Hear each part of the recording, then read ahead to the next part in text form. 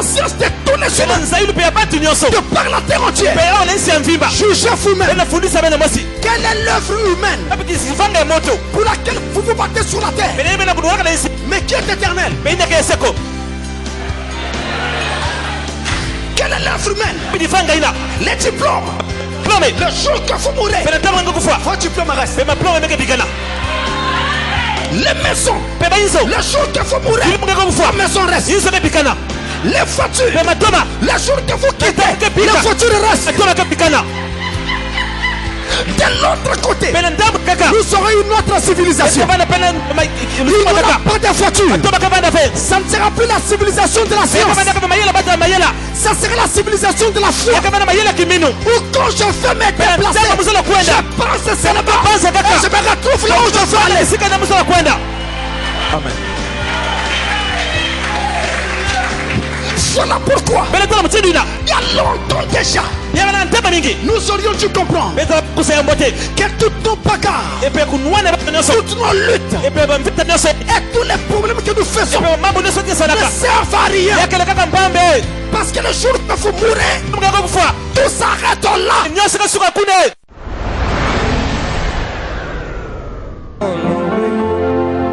Il invite son peuple.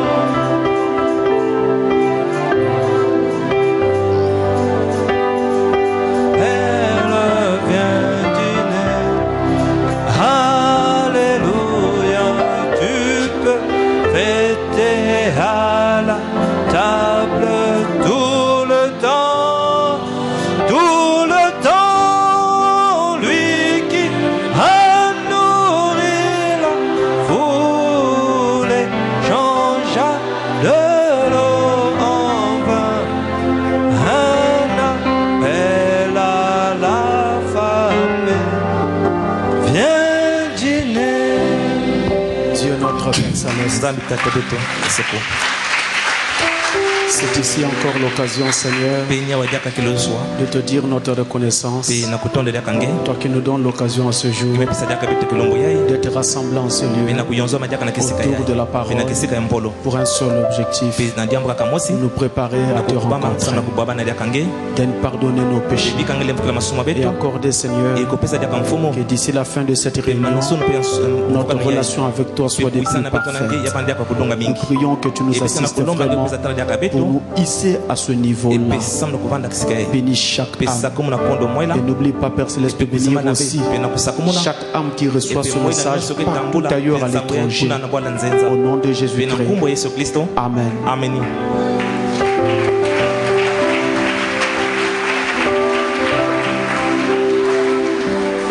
Salut tous au nom du Seigneur Jésus-Christ. Maintenant nous allons nous lever et prendre nos billes pour la parole. J'espère que je ne vous garderai pas longtemps.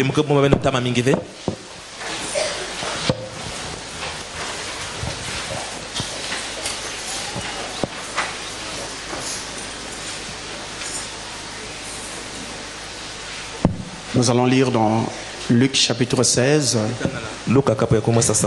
Alors nous allons prendre du verset 19 au verset 31.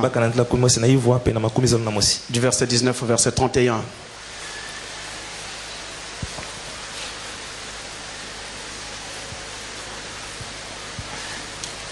C'est le même passage que nous utilisons d'habitude, 23 à 24. Mais là, je préfère le prendre directement du verset 19 au verset 31. Parce qu'aujourd'hui, si Dieu le veut, nous allons terminer sur cette leçon. Et je voudrais prendre ce passage dans. Nous lisons nos disciples. Il y avait un homme riche qui était vêtu de pourpre et de fin lin et qui chaque jour menait joyeuse et bruyante vie. Un pauvre nommé Lazare était couché à sa porte, couvert d'ulcères et désireux de se rassager des miettes qui tombaient de la table du riche. Et même les chiens venaient encore lécher ses ulcères. Le pauvre mourut et il fut porté par les anges dans le sein d'Abraham. Le riche mourut aussi et il fut enseveli. Dans le séjour des morts, il éleva les yeux. Et tandis qu'il était en proie au tourment, il vit de loin Abraham et Lazare dans son sein. Il s'écria. Amen. Amen. Dieu bénisse pour vous asseoir. Nous continuons la lecture. Nous continuons la lecture. Père Abraham, aie pitié de moi et envoie Lazare pour qu'il trempe le bout de son doigt dans l'eau et me rafraîchisse la langue, car je souffre cruellement dans cette flamme. Abraham répondit: Mon enfant, souviens-toi que tu as réussi tes biens pendant ta vie et que Lazare a eu les maux pendant la sienne. Maintenant il est ici consolé et toi tu souffres. D'ailleurs, il y a entre nous et vous un grand abîme, afin que ceux qui voudraient passer d'ici vers vous au-delà vers nous ne puissent le faire. Le riche dit: Je te prie donc, Père Abraham, d'envoyer Lazare dans la maison de mon père, car j'ai 5 frères. C'est pour qu'il leur atteste ces choses, afin qu'ils ne viennent pas aussi dans ce lieu de tourment. Abraham répondit: Ils ont Moïse et les prophètes qui les écoutent. Et il dit: Non, Père Abraham, mais si quelqu'un est mort va vers eux, ils se repentiront.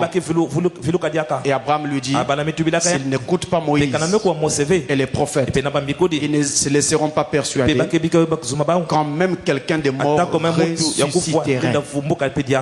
Amen. Amen. Dieu bénisse.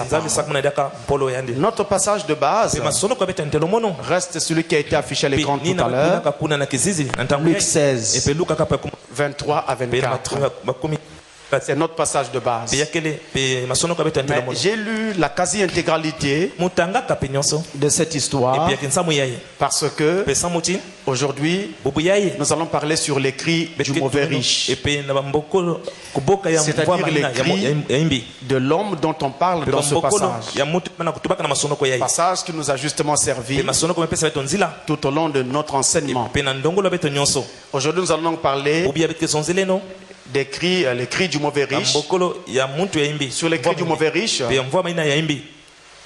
mauvais riche qui est donc mentionné ici. La Bible commence par dire qu'il y avait un homme qui menait une joyeuse et brillante vie. C'est par ces mots que commence cette histoire. Il y avait un homme qui menait une vie joyeuse et brillante. Donc il jouissait de sa vie de façon normale. Il profitait de tout ce que la vie lui avait donné. Il profitait de l'argent qu'il avait.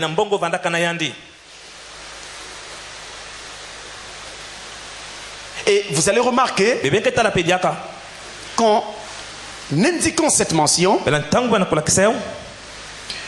notre Dieu ne dit pas qu'il avait empêché cet homme de vivre sa vie de façon normale, comme il l'aurait souhaité. Dieu ne l'a pas empêché. Et nous avons ici notre première leçon pour dire que chaque être humain est une vie. Et chaque être humain a une vie. Et Dieu a donné à chacun de nous, à chaque être humain, ce qu'on va appeler le don de la liberté. C'est-à-dire que vous pouvez faire de votre vie ce que vous voulez, librement. On ne vous oblige pas. Dieu ne vous oblige pas. Dieu vous conseille. Dieu vous demande. Dieu vous appelle. Mais Dieu ne vous oblige pas. Vous avez donc la possibilité de faire votre choix. Et ce libre choix, ce libre arbitre a été donné à chaque vie sur la terre. Et vous serez jugé à la fin d'après le choix que vous auriez fait durant votre vie. Et l'Ecclésiaste nous dit ceci. Ecclésiaste 12, le verset 1.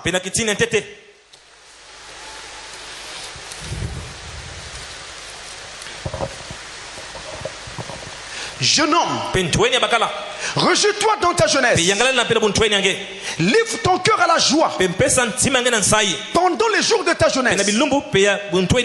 Marche dans les voies de ton cœur et selon les regards de tes yeux. Mais sache que pour tout cela, Dieu t'appellera en jugement. Donc Dieu ne vous défend pas. Je veux dire, Dieu ne vous oblige pas. Il vous laisse la liberté. Il vous laisse le libre choix. Mais à la fin, vous devez rendre des comptes à Dieu, le Créateur, qui vous aurait donc envoyé sur la terre.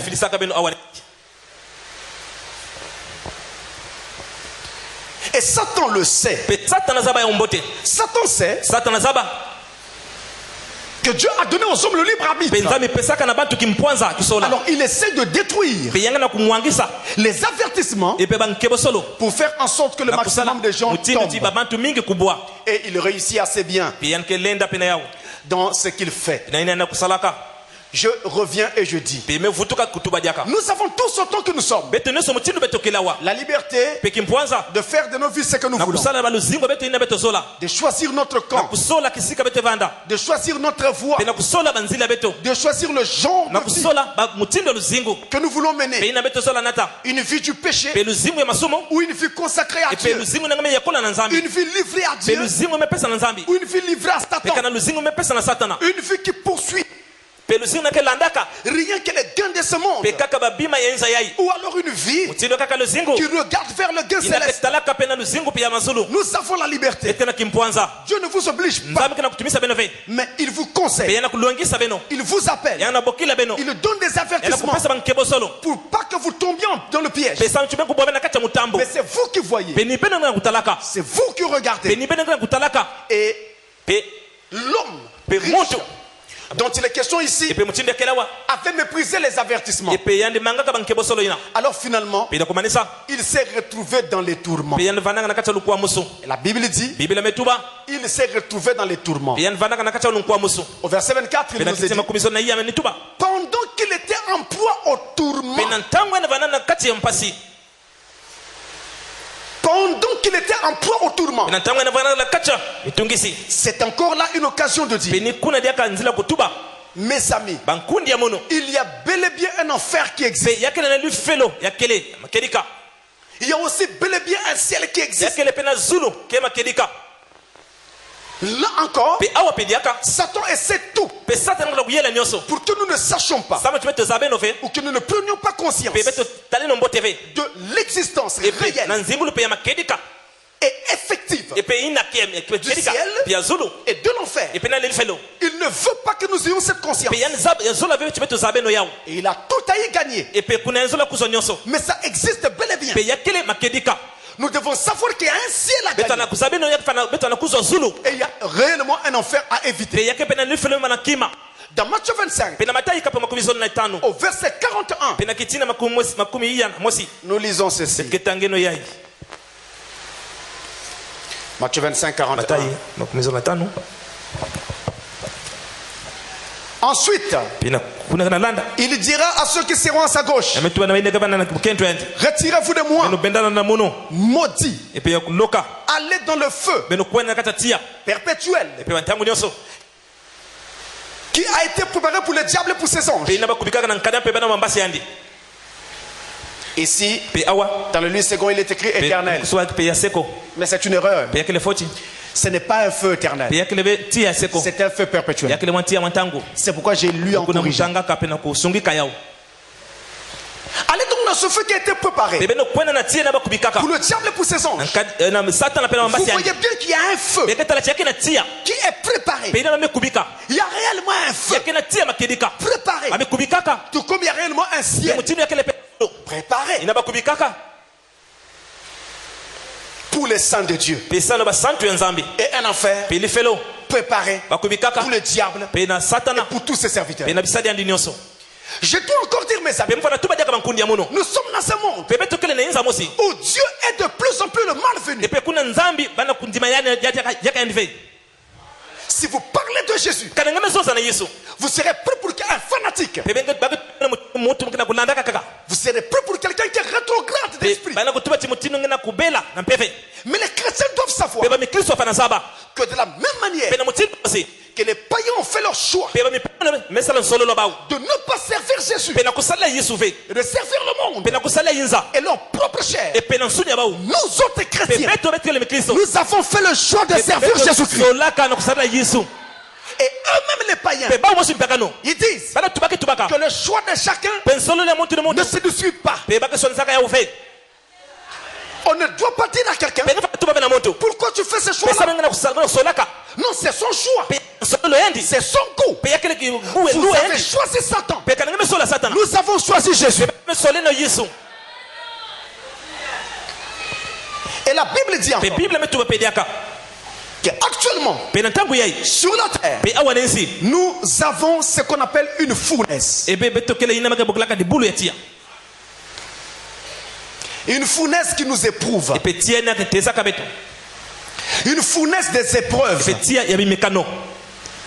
Mais cela n'est rien à côté de la fournaise qui vient. Écoutez ça. 1 Pierre chapitre 4.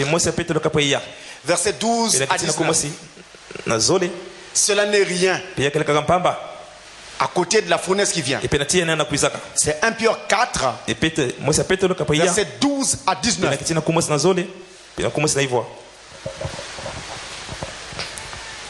Bien-aimés, Ne soyez pas surpris comme d'une chose étrange qui vous arrive, de la fournaise qui est au milieu de vous pour vous éprouver. Il y a une fournaise au milieu de nous et qui nous éprouve. Réjouissez-vous au contraire de la part que vous avez aux souffrances de Christ, afin que vous soyez aussi dans la joie et dans l'allégresse lorsque sa gloire apparaîtra.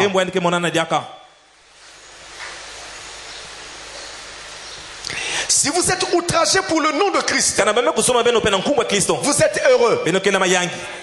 Parce que l'esprit de gloire, l'esprit de Dieu repose sur vous. C'est pourquoi on vous outrage. Que nul de vous en effet ne souffre comme meurtrier ou voleur ou malfaiteur ou comme s'ingérant dans les affaires d'autrui. Mais si quelqu'un souffre comme chrétien, qu'il n'en ait point honte et que plutôt il glorifie Dieu à cause de ce nom. Car c'est le moment où le jugement va commencer par la maison de Dieu. Or, si c'est par nous qu'il commence, quelle sera la fin de ceux qui n'obéissent pas à l'évangile de Dieu? Et si le juste se sauve avec peine, que deviendront l'impie et le pécheur? Ainsi que ceux qui souffrent selon la volonté de Dieu remettent leurs âmes au fidèle Créateur en faisant ce qui est bien. La Bible dit ici que nous avons des épreuves dans nos vies. Chacun de vous en a. Vous ne pouvez pas être un chrétien et ne pas en avoir. Être chrétien ne signifie pas être exempt des épreuves. Non, ce n'est pas ça la promesse. Mais être chrétien signifie avoir Christ en soi. Et ce Christ-là vous aidera à traverser vos épreuves. Mais nous avons tous des épreuves. Seulement l'apôtre Pierre dit, les épreuves que nous avons sont une fournaise qui est là pour nous éprouver. Maintenant, veillons à ce que ces épreuves-là ne nous arrivent pas, parce que nous-mêmes nous sommes pécheurs. Nous-mêmes nous sommes voleurs. Nous-mêmes nous sommes meurtriers. Non, c'est en tant que pécheur que tu souffres. Tu n'as rien à voir avec Christ. Mais c'est en tant que chrétien et en prenant position pour la parole, les gens t'insultent, les gens t'injurient, les gens te font des problèmes et tu as beaucoup d'épreuves. Pierre dit, réjouis-toi en Dieu, car c'est en soi une bénédiction. Et cet homme était en proie dans les épreuves, en proie dans les flammes et les tourments. Mais ce genre de flammes-là dans lesquelles cet homme riche est tombé, quand on y tombe, on ne peut plus en ressortir. Dans toute la Bible, il n'y a aucun endroit où il est parlé du purgatoire, où les gens vont pour purger leurs péchés et après ils rentrent auprès de Dieu. Ça n'existe pas.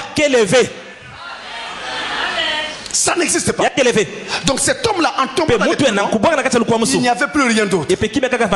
Mais la fournaise actuelle, c'est-à-dire les épreuves que nous vivons, eh bien, elle nous forge un caractère.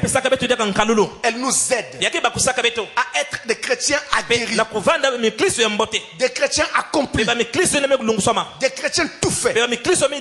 Ça forme notre caractère. C'est ce que font les épreuves actuelles. En les supportant, ça forme notre caractère et ça nous aidera à éviter la fournaise qui vient. C'est ça le mystère. Et le pauvre Lazare, lui, il avait évité cette fournaise de tourment dans lequel est tombé l'homme riche. Lui, Lazare, marchait avec Dieu tout au long de sa vie. Il était peut-être pauvre. Il n'avait peut-être rien. Il devait se battre pour manger. Mais dans son cœur, il avait quelque chose que le riche ne pouvait pas acheter. Il avait Dieu. Et quand il est mort, la Bible dit qu'il est allé directement dans le sein d'Abraham. Oui, il y a un sein d'Abraham qui existe. Le sein d'Abraham, c'est le ciel. Le sein d'Abraham, c'est le paradis. Le sein d'Abraham, c'est ce qu'on appelle encore la 6e dimension. Le sein d'Abraham, c'est le premier ciel. Le sein d'Abraham, c'est le sous le figuier dont parlait Jésus. Quand il a dit à Nathanaël, voici un Israélite dans lequel il n'y a point de faute. Comment me connais-tu, Seigneur? Quand tu étais sous le figuier, quand tu étais dans le sein d'Abraham, en notre terme, avant la fondation du monde, je t'avais déjà choisi.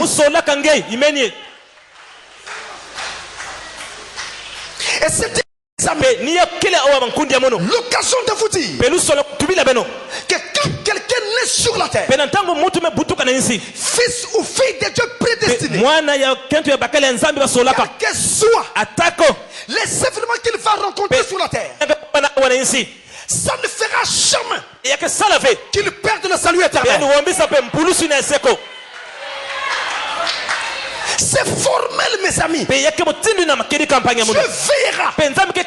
c'est que cette personne soit sauvée. Même si vous entrez dans une mauvaise église, vous pouvez y rester pendant longtemps. Dieu finira par vous en sortir. Parce qu'il sait que l'évangile enseigné dans ce lieu-là ne pourra jamais vous donner la foi de l'enlèvement. Mes frères, nous vivons dans l'âge de la précision. La parole doit être enseignée précisément pour que les âmes soient sauvées et reçoivent la foi de l'enlèvement. Pas d'à peu près.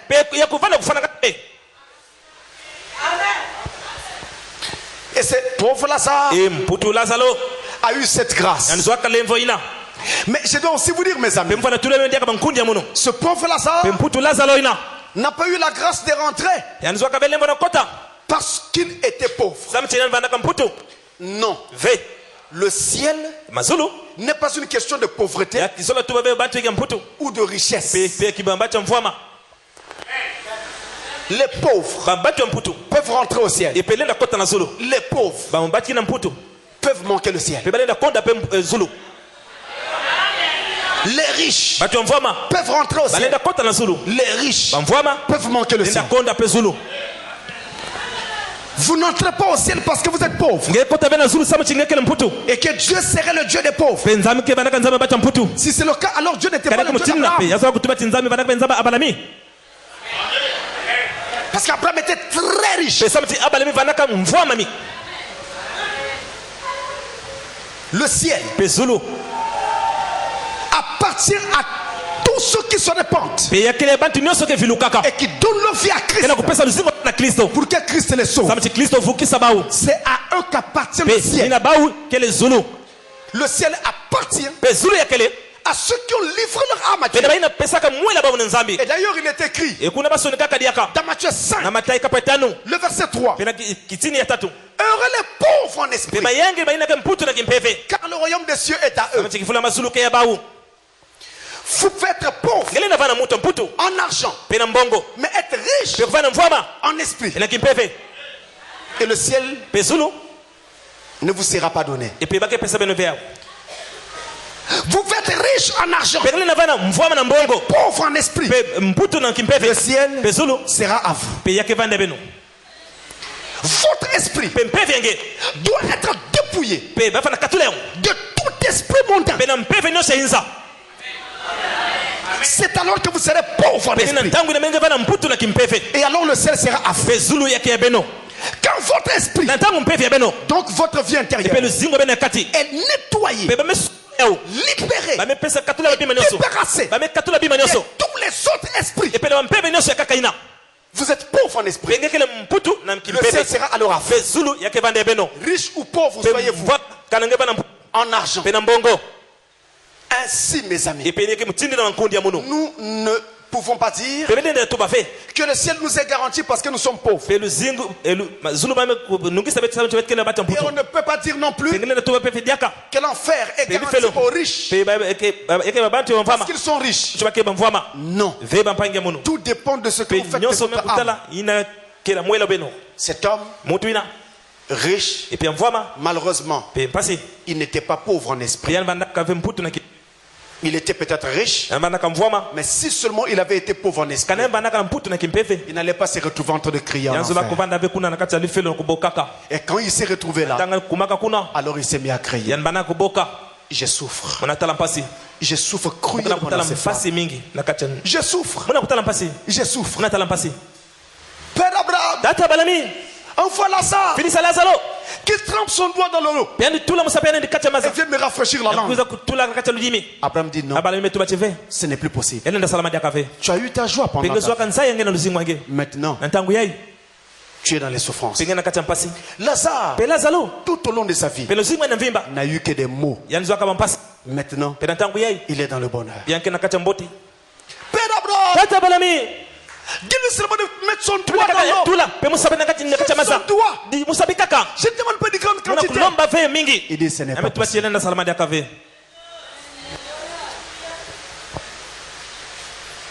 Au lieu de se retrouver de crier comme ça en enfer, mieux vaut faire son choix dès maintenant. Pour Jésus-Christ. Le monde actuel est sous le contrôle de Satan. Et Satan contrôle tellement le monde qu'il s'est arrangé à faire que toute question de religion, et particulièrement le christianisme, donc toute question sur Jésus, soit considérée comme une question très très basse. Et vous qui pouvez être chrétien, on dit que vous le faites parce que vous êtes endormi. Vous êtes aliéné. Vous n'êtes pas intelligent. Et c'est Satan qui a établi ces normes-là afin de gagner le maximum de gens.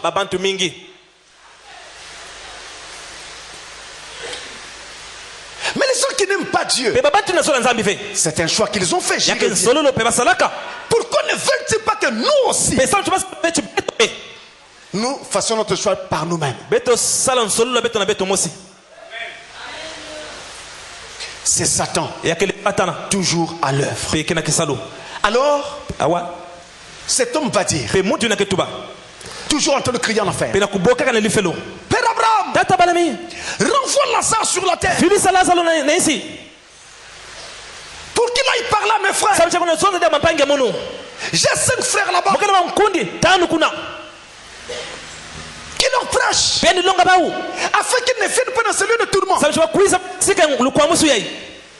Abraham dit non, on ne peut plus renvoyer Lazare sur la terre.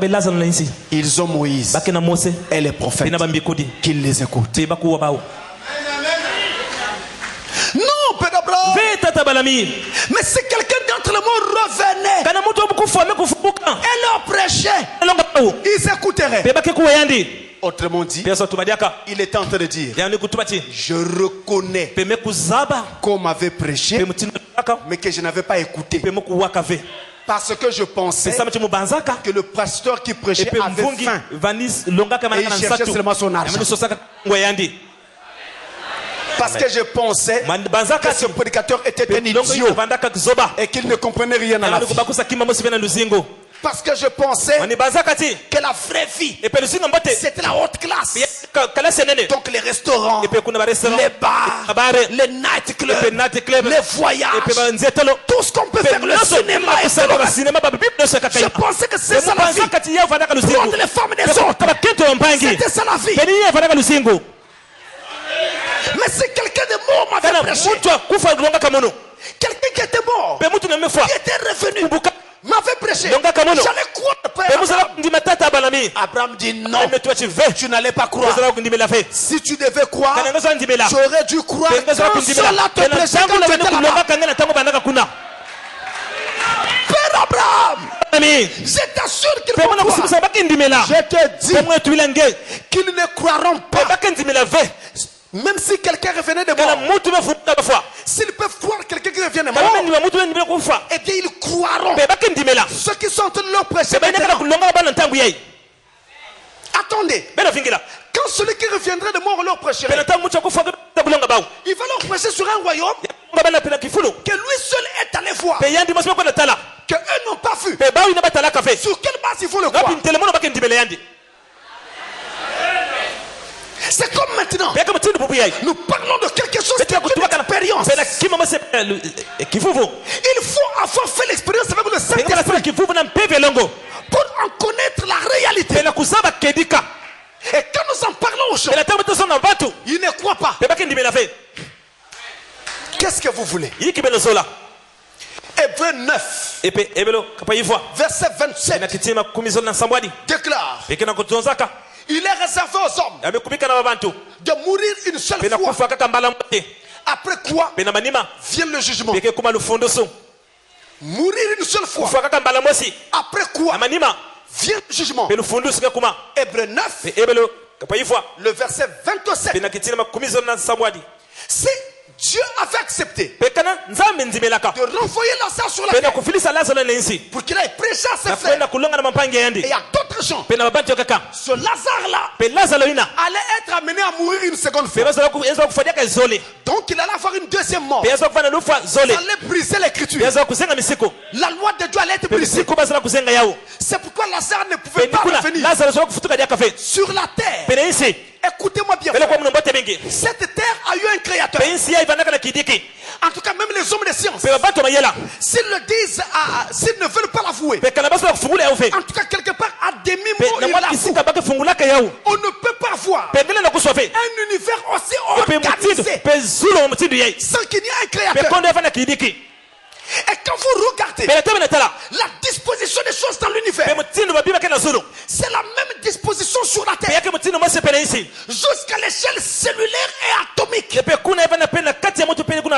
Dans l'atome, on a un noyau autour duquel gravitent les électrons. Mais dans les galaxies, on a un gros astre autour duquel gravitent toutes les autres étoiles.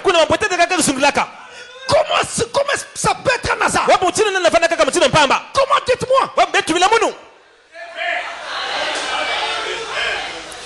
Et quand vous regardez même la terre, il y a une croûte jusqu'à ce qu'on arrive à un noyau. Pourquoi la même structure s'il n'y a pas eu un créateur et quelqu'un qui a pensé tout ça? Et cet homme-là, le créateur, le Dieu tout-puissant, il a toujours l'œil sur sa création. Et il voulait avoir un groupe d'hommes avec lesquels partager l'éternité. Mais les hommes, comme il leur avait donné le libre arbitre, alors chacun prenait sa décision et faisait son choix pour éviter des rébellions dans le ciel. Il a donc soumis tous les humains à un test pour voir qui accepterait la parole et qui n'accepterait pas. Et pour se faire ce travail, il s'est choisi des hommes parmi les hommes pour prêcher aux hommes. Autrement dit, Dieu a fait un choix. Le choix de ne pas prêcher l'évangile par un mort en vivant. Mais il a fait le choix de prêcher l'évangile par des hommes vivants, parlant aux vivants. Et pendant le temps de votre vie, si vous n'écoutez pas ces prédicateurs-là, vous aurez raté le but pour lequel Dieu vous a envoyé sur la terre. J'en appelle à la sagesse et à la conscience de tous les humains de par la terre entière. Jugez vous-même.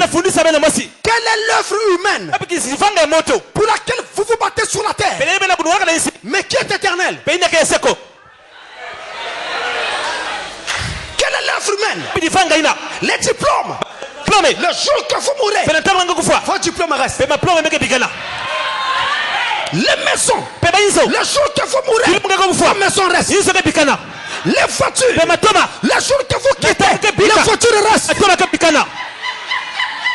De l'autre côté, nous aurons une autre civilisation. Il n'y aura pas de voiture. Ça ne sera plus la civilisation de la science. Ça sera la civilisation de la foi. Ou quand je veux me déplacer, je pense seulement et je me retrouve là où je veux aller. Amen. Voilà pourquoi, il y a longtemps déjà, nous aurions dû comprendre que toutes nos bagarres, toutes nos luttes et tous les problèmes que nous faisons ne servent à rien. Parce que le jour que vous mourrez, tout s'arrête là. Mais il y a une chose qui ne s'arrête pas.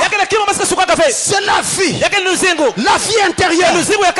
Quand je quitte ce monde, je voyage. Je vais vers un autre monde. Et c'est ça que Dieu est en train de nous donner. Par l'intermédiaire de ses prédicateurs. Par l'intermédiaire de l'évangile. Et il a dit à cet homme, ils sont Moïse et les autres qui les écoutent. Ah oui. Ils sont Moïse et les autres. S'ils n'écoutent pas Moïse et n'écoutent pas ces autres envoyés de Dieu, ils n'auront rien. Mes amis, vous ne pouvez pas trouver Dieu juste comme ça. Il vous faut quelqu'un.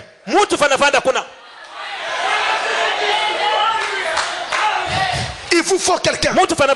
Écoutez, j'établis ça sur la parole. Luc chapitre 11, verset 48 à 49.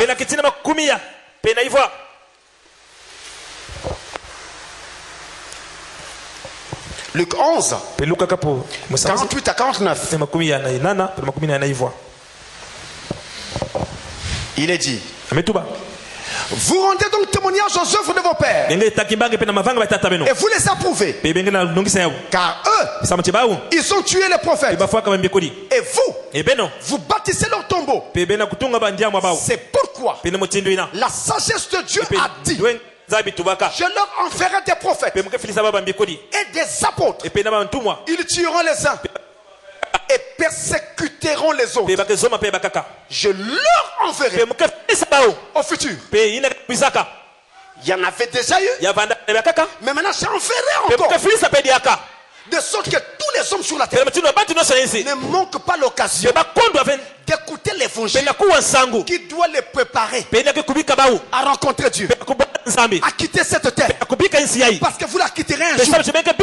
Peu importe votre fonction, peu importe votre fonction, votre grade, votre argent, votre rôle, vous allez quitter la terre un jour. Et donc il faut se préparer à quitter cette terre. Ne dites pas, non, de l'autre côté il n'y a pas de vie. La vie ce n'est que celle que je vis. C'est une grave erreur. C'est une grave erreur. C'est vraiment une grave erreur. Il y a réellement une vie de l'autre côté. À l'époque, il y avait eu un accident d'avion. Un accident de UTA. Au-dessus du désert du Ténéré. Il y avait eu beaucoup de morts. Parmi lesquels beaucoup de Congolais. Parce que ces vols, je crois, ils sortaient d'ici. Et ils partaient. Donc, il avait pris les gens ici. Et ils partaient pour la France. Mais quand vous suivez le reportage, si j'ai bonne souvenance, il est écrit que les montres des passagers moment de l'accident, toutes les montres s'étaient arrêtées. J'ai oublié l'heure, mais je me rappelle de la minute. La minute c'était 14. Toutes les montres se sont arrêtées à cette minute. L'heure, je ne sais plus, c'était 13h, 14, 12h, je ne sais plus. Mais la minute c'est celle-là. Et quand ces montres se sont arrêtées, c'était au moment de l'impact de l'accident. Parce que c'était un attentat. L'avion avait explosé. Et les gens sont tous morts. Maintenant, moi je pose la question. Avant qu'ils ne soient 14, quand ils étaient à 13, toutes les montres fonctionnaient. Et tous ces passagers étaient vivants. Ça parlait, ça riait, et ça disait ce qu'ils allaient faire dès leur arrivée à Paris. Mais pourquoi à 14? Quand tout s'est arrêté. Tout s'est arrêté. Leur vie aussi. Alors je me demande, est-ce qu'on pense vraiment que ces gens qui étaient vivants à 13, qui raisonnaient, qui parlaient, qui projetaient des choses, a fait soudain à la petite seconde qui venait disparu et est venu comme ça? Non, mais ça.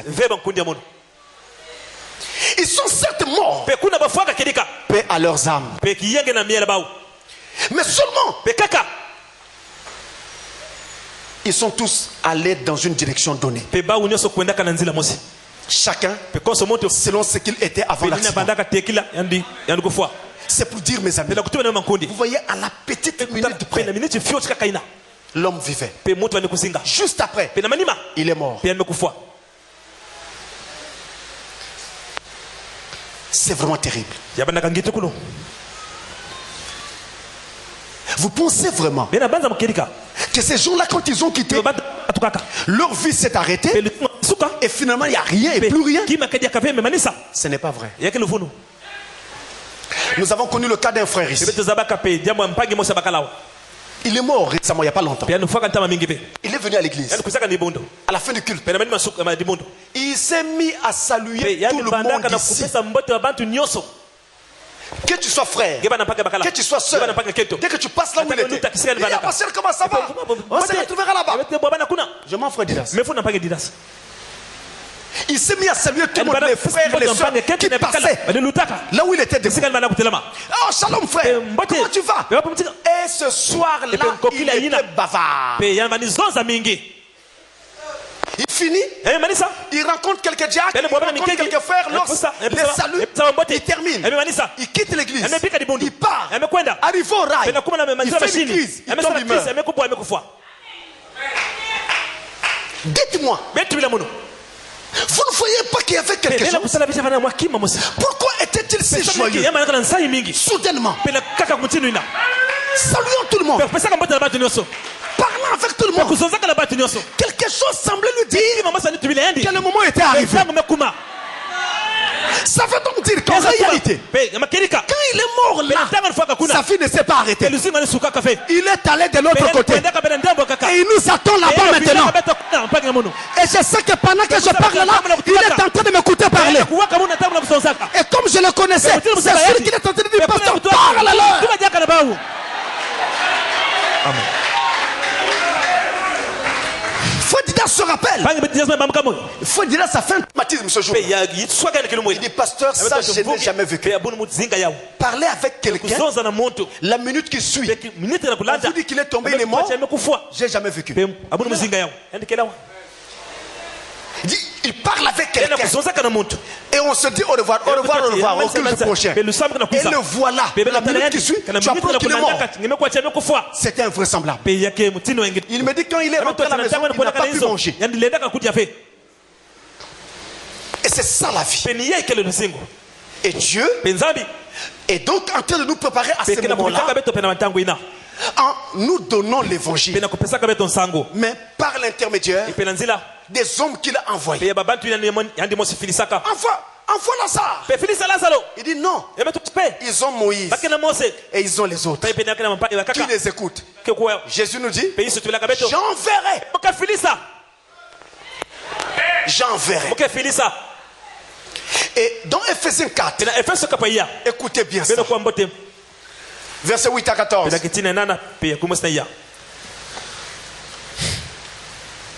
Ephésiens 4, verset 8 jusqu'au verset 14. Écoutez bien ça. C'est pourquoi il est dit, suivez-moi bien, étant monté en haut, il a amené des captifs et il a fait des dons aux hommes. Or, que signifie il est monté, sinon qu'il est aussi descendu dans les régions inférieures de la terre? C'est lui qui est descendu, c'est le même qui est monté au-dessus de tous les cieux afin de remplir toutes choses. Et il a donné les uns comme apôtres, les autres comme prophètes, les autres comme évangélistes,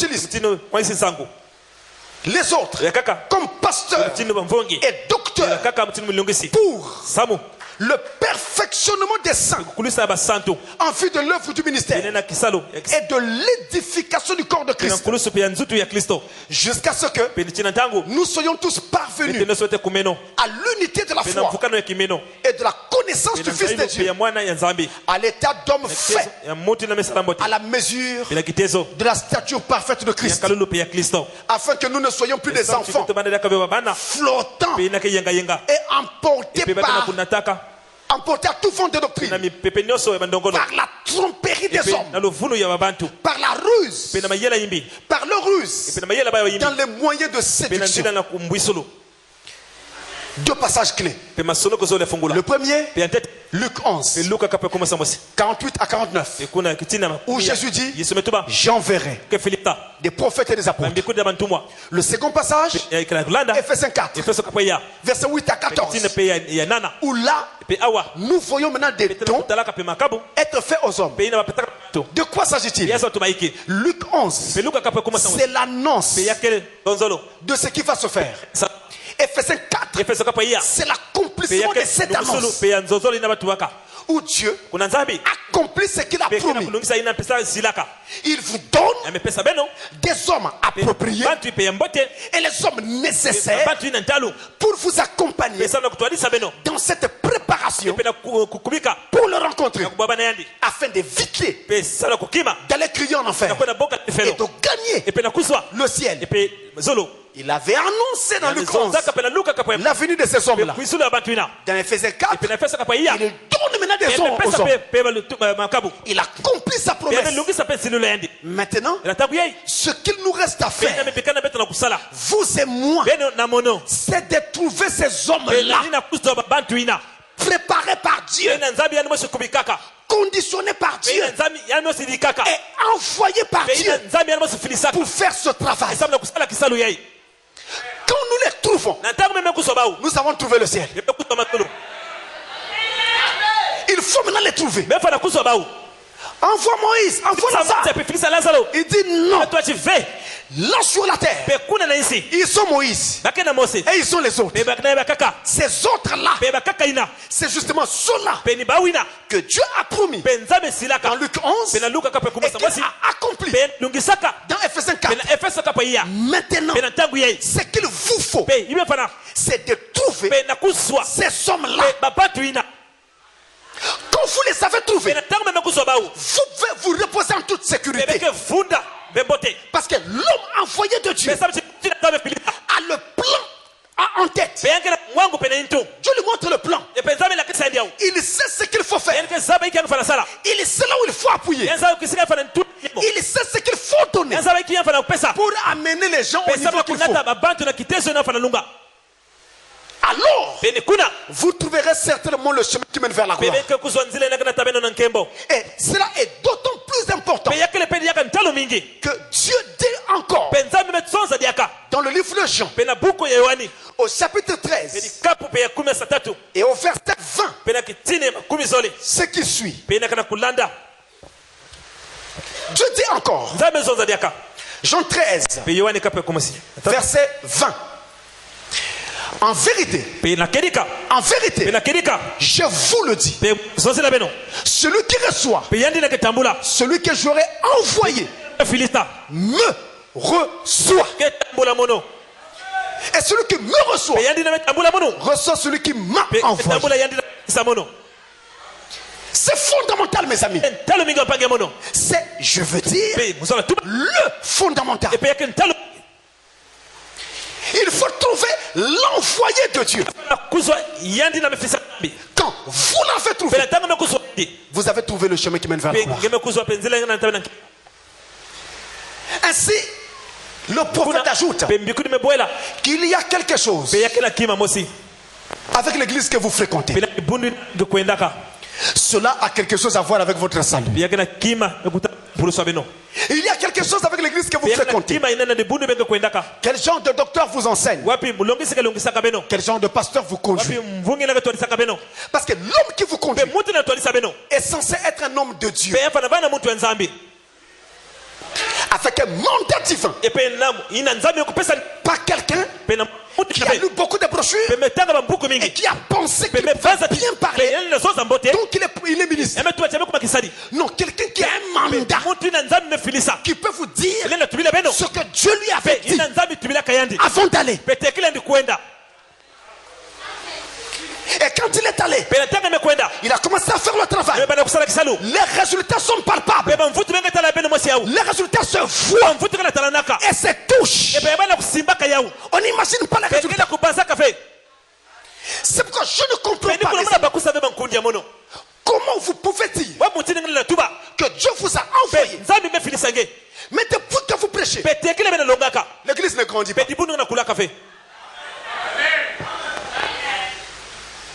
Comment vous pouvez dire que Dieu vous a envoyé? Toi, monsieur le pasteur, ta propre femme est répartie dans le monde. Et ça se passe dans le message. Les enfants du pasteur ne vont pas à l'église. Comment expliquer? Mais on fait beaucoup de bruit. Mais avant de prêcher aux autres, il faut commencer par ta famille. Quand tu as envoyé Moïse, le Moïse dont on a parlé à ce mauvais riche, pour aller en Égypte, sortir les Hébreux, c'est Dieu qui l'envoie. Il a rencontré la colonne de feu qui l'a envoyé. Mais en chemin, Dieu a menacé Moïse. Il voulait le tuer. Et pendant qu'il s'apprêtait à le tuer, Séphora, sa femme, a pris une pierre, a circoncis ses enfants, a pris la pierre et les morceaux de chair, a jeté au pied de Moïse en lui disant: j'ai pour moi un époux de sang. Alléluia. Et sans cela, ce Moïse-là n'est pas vivre. Alors posez-vous la question: comment Dieu va encore chercher à tuer celui qui l'a envoyé? Frère Branham dit, c'est que Moïse, quand il partait, il devait savoir qu'il devait commencer par circoncire ses propres enfants afin d'aller demander aux enfants des Hébreux de se faire circoncire. C'est lui qui a mené la doctrine de la circoncision. Donc il devait commencer par ses propres enfants. Je ne pouvais pas nous parler de Jésus, de l'enlèvement, quand votre propre maison est en désordre. La femme ne croit pas. Les enfants sont païens mondains. Vous parlez de quoi? Et ça, c'est pas dans les dénominations, dans le message. Expliquez-moi. Je ne comprends pas. Comment une église peut avoir 25 ans de vie? Et dans cette église, il n'y a que 25 personnes. Je veux savoir. Je voudrais que quelqu'un m'explique, parce que je ne comprends pas. Et c'est pareil aux États-Unis. Depuis le départ de Frère Branham, quand William Branham était sur la terre, les gens venaient d'Europe, les gens venaient du Canada, les gens venaient de loin. Pourquoi après son départ tout est mort? Vous avez aux États-Unis des petites églises de 9 personnes, 10 personnes. Quand vous posez la question, ces ministres-là sont là il y a longtemps. Depuis l'époque de Frère Branham, Something is wrong somewhere. Amen. Quelque chose ne va pas quelque part. J'ai parlé avec une sœur de là-bas. Elle m'a dit avec tristesse, j'ai tellement eu mal au cœur. Il dit, pasteur, vous m'avez dit que je dois m'attacher au message. C'est ce que j'ai fait. J'ai commencé à vous suivre et je suis allé chercher une église du message ici. Jeter le nom de la ville. Et j'arrive, je rentre dans l'église. Je sors, personne même ne me salue. Je demande à voir le pasteur. On me dit ici on ne rencontre jamais le pasteur. Je demande à voir un diacre. Il dit il n'y a pas de diacre. Les diacres sont là mais tu ne peux pas les voir. Tu as écouté la prédication. Tu as mangé. Rentre. Le reste fait avec Dieu.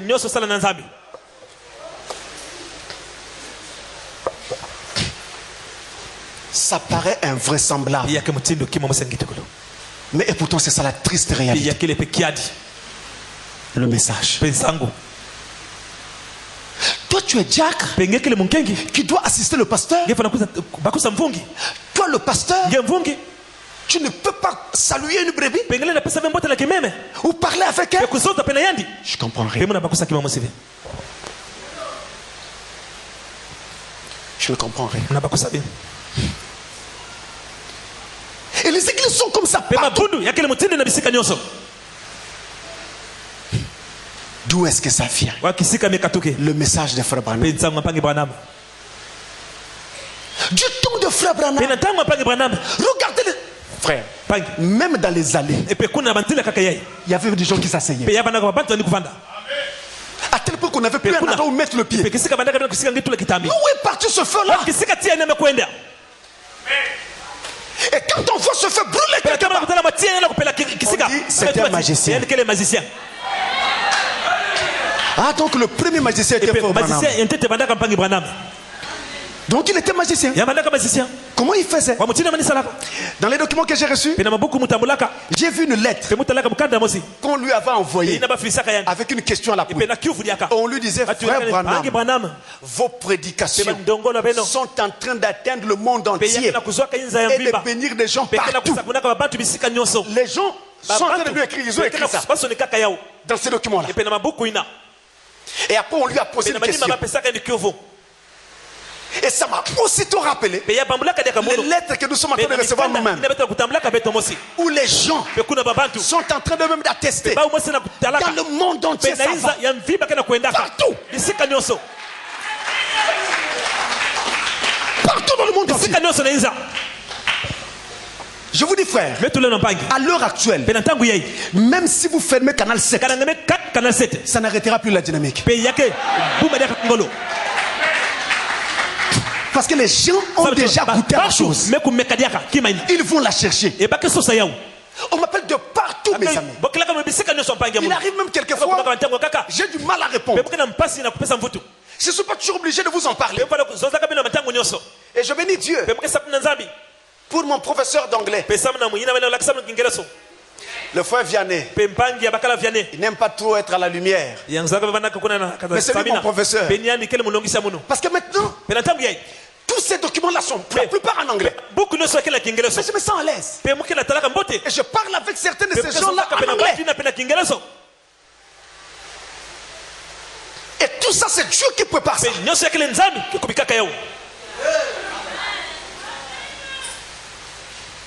Que Dieu soit richement béni. Donc ce qu'il nous faut, c'est de trouver ces gens. Ils ont Moïse et les autres. Écoutez-les. Frère Branham dit, le mot prophète en anglais, ça donne le français prédicateur. Et tout prédicateur du Nouveau Testament est un prophète. Ils ont Moïse et les autres. Il faut découvrir ces autres-là. Mais frère, c'est une question de salut. Et une question qui vous aidera à salut. Un pasteur dans une église doit être et est un don de Dieu pour pour l'église. Écoutez, avant de terminer, je place ces choses dans le prophète. S'il vous plaît.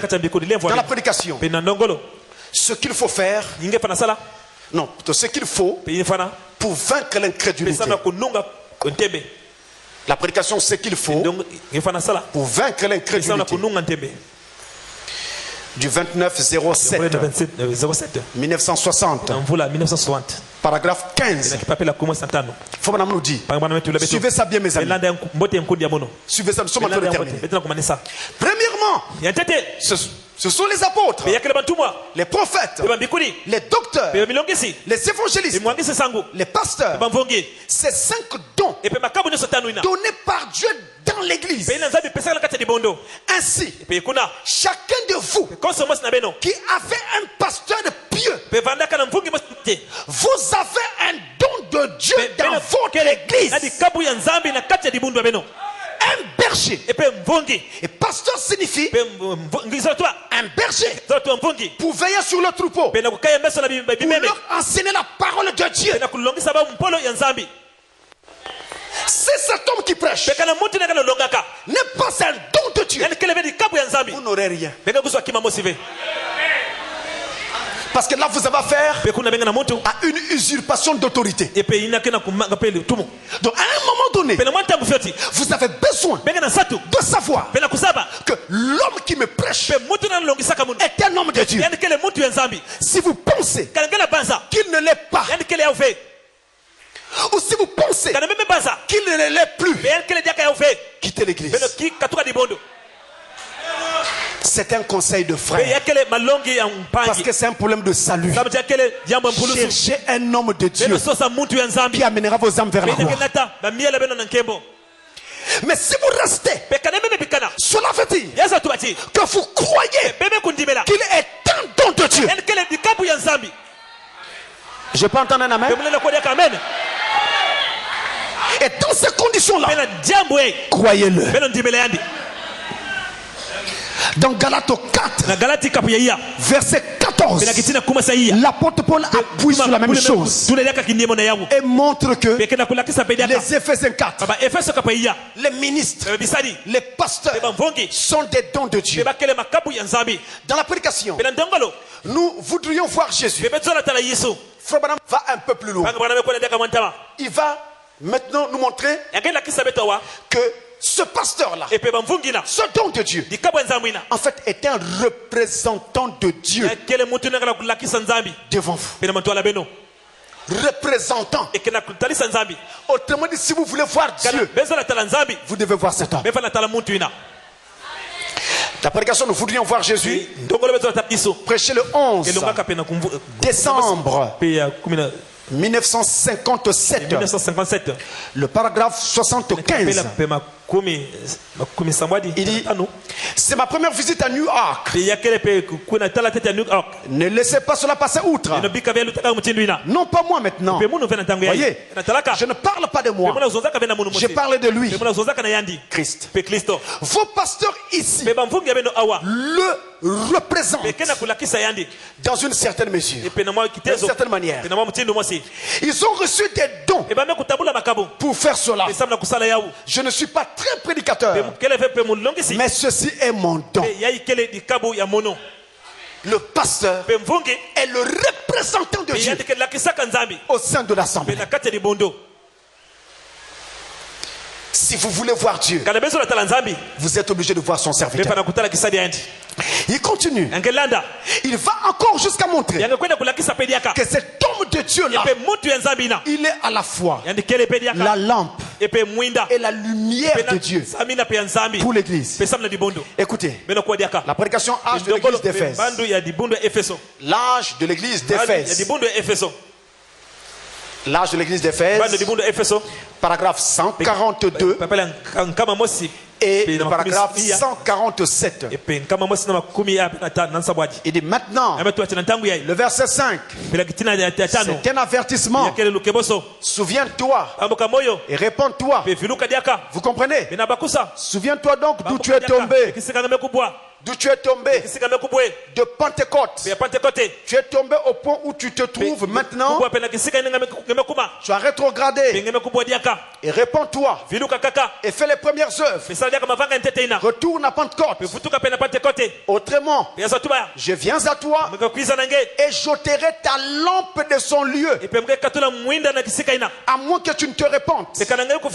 Il a lu donc ce passage, Apocalypse 2 verset 5. Maintenant il commente, il dit, souviens-toi, au paragraphe 147, souviens-toi et repens-toi, sinon j'ôterai de sa place la lumière de l'étoile. Où est sa place? Dans l'église. Mais si vous ne vous repentez pas et ne revenez pas au point où vous en étiez au début, j'ôterai votre pasteur et l'enleverai de sa place. Je le placerai quelque part ailleurs où il reflètera ma lumière et la fera briller. N'est-ce pas un avertissement solennel? Vous comprenez mes amis? C'est un avertissement solennel. Si vous ne voulez pas ou ne voulez plus de ce ministère-là, avant même que vous n'ayez l'occasion de le chasser, je le prendrai, je l'amènerai ailleurs. C'est là où dernièrement je vous ai enseigné en vous disant, n'ouvrez pas la porte à tous ces esprits rétrogrades que Satan a placés au milieu de vous et dont le but est clair: déstabiliser l'église. Les saints de Dieu doivent être avertis et doivent avoir les yeux ouverts. C'est de ça que je parlais. Parce que quand vous ne le voulez ou pas, cette histoire du salut ne concerne pas tout le monde. Amen. Vous savez pourquoi vous êtes là. Et c'est pour le salut. Je le sais. Mais il y en a qui ne sont pas là pour le salut. Choses qu'ils ne savent pas, je le sais aussi. Et choses qu'ils ne savent pas encore, je les connais. Je les connais. Je dis bien, je les connais. C'est pas le salut qui les intéresse. Ils ont d'autres mandats reçus d'eux-mêmes, ils savent de qui. Continuez à perdre votre temps. En fait, vous nous aidez à nous perfectionner. Amen. Vous pensez pouvoir nous déstabiliser. Vous vous trompez. Je suis un commandant suicide. Je sais faire la guerre. Si je veux faire la guerre avec quelqu'un, il ne lui restera plus que les os. C'est parce que j'ai des limitations. Il y a des choses que Dieu m'interdit de faire.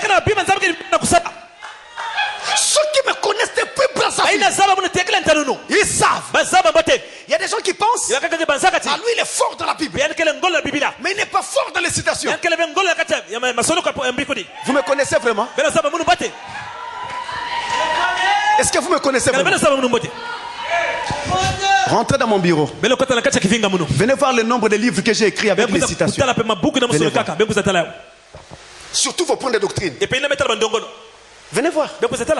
Que j'ai écrit. Venez voir. Est-ce que vous connaissez la personne? Oh, d'ailleurs, c'est tant mieux que vous ne connaissiez pas tout ça. C'est tant mieux. Ainsi, mes amis, Frère Branham dit même qu'il est la lampe de l'église. Il est la lumière de l'église. Maintenant, en ce qui concerne cette histoire, l'essentiel, c'est de trouver l'homme. C'est le point de départ. L'homme envoyé de Dieu. Seulement, même quand vous l'avez trouvé, vous devez savoir que tout le monde ne l'aimera pas. Tout le monde ne le croira pas. Lazare avaient cru ceux qui prêchaient sur la terre en son temps. Le mauvais riche ne les avait pas cru. Il s'est retrouvé en enfer. Écoutez ça. 2 Corinthiens chapitre 2. 2 Corinthiens 2. Verset 15 à 16. Verset 15 à 16. 2 Corinthiens 2. Nous sommes en effet pour Dieu la bonne odeur de Christ parmi ceux qui sont sauvés et parmi ceux qui périssent. Parmi ceux qui sont sauvés et parmi ceux qui périssent. Aux uns, une odeur de mort donnant la mort. Aux autres, une odeur de vie donnant la vie. Et qui est suffisant pour ces choses? Les uns aimeront, les autres n'aimeront pas. Pour les uns, ça sera une odeur qui donne la vie. Mais pour d'autres, ça sera une odeur qui donne la mort. Et il y en a, quand ils verront ce prédicateur, ils seront contents. D'autres vont grincer les dents. Ils seront fâchés. Comment il fait? Comment il continue? Comment? Ce n'est pas moi. Je ne fais rien. C'est établi. Aux uns, il sera une odeur agréable qui donne la vie. Mais vous ne pouvez pas faire autrement. Ceux qui se retrouvent lorsque ils condamnent le péché, les organisations et les systèmes, ils ne l'aimeront pas. Ils ne vont pas l'aimer. Et donc Satan, pour faire qu'il gagne le maximum de gens comme il a pu gagner l'homme riche, il va faire ceci. Allons dans Galates 2. Galates 2. Verset 3 jusqu'à 5.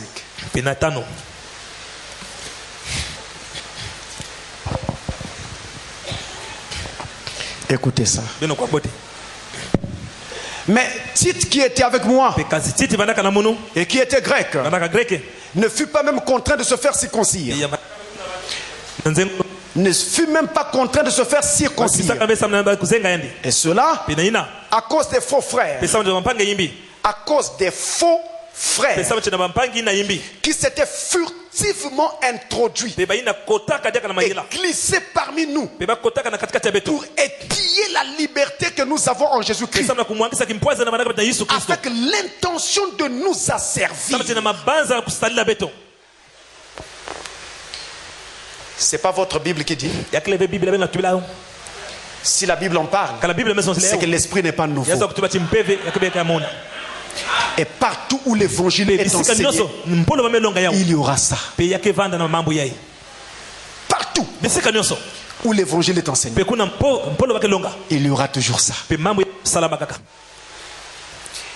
Et en général, ces gens posent des actes par lesquels ils sont facilement reconnaissables.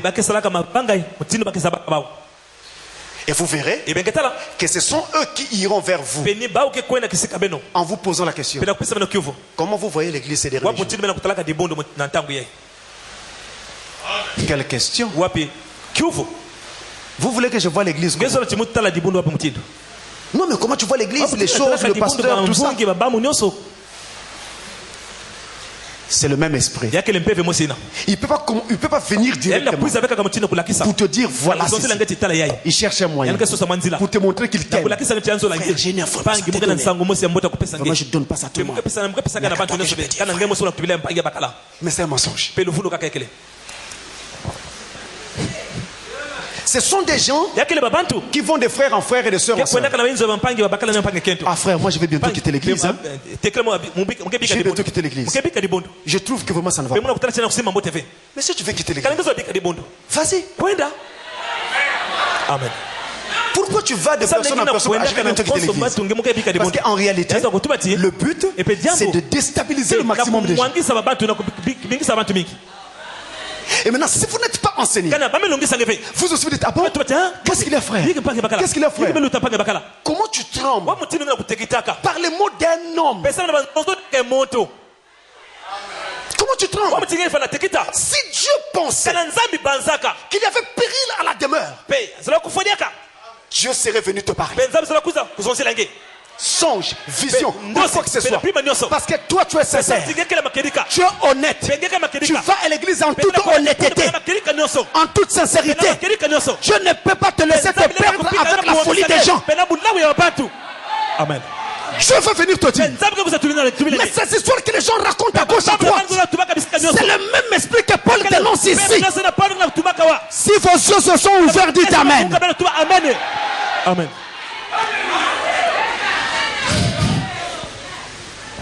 Et ce sont des gens qui se permettent des choses de genre. Pasteur, comment tu peux présenter soeur un tel avec frère un tel? Je ne comprends rien. Quand moi le pasteur, je vais marier des gens, vous avez une écriture de frère Branham qui vous disent que je vais venir vous consulter, vous demandez votre avis. Même dans le prophète, il n'y a pas d'écriture qui me demande de consulter le pasteur Stani. Ni un diacre. Ça n'existe pas. Les affaires de mariage, le prophète est formel. Ça concerne le pasteur seul. Amen. Maintenant, si moi-même j'ai envie dans mes enquêtes d'appeler le pasteur Stani ou d'appeler un diacre, je le fais. Comme je le fais souvent avec Fort Audrey. Mais d'où vient que ça doit être vous? Et ce que je vous dis là, ce sont ces esprits qui causent ça. Et les voilà. Chose, vraiment, je ne comprends pas. Il vous étale la vie d'une sœur. La sœur l'a fait ça. Elle a fait ça. Elle a fait ça. Elle a fait ça. Elle a fait ça. Bien aimé. Voici la Bible. Et je mets ma main dessus. Qui ici n'a pas un passé?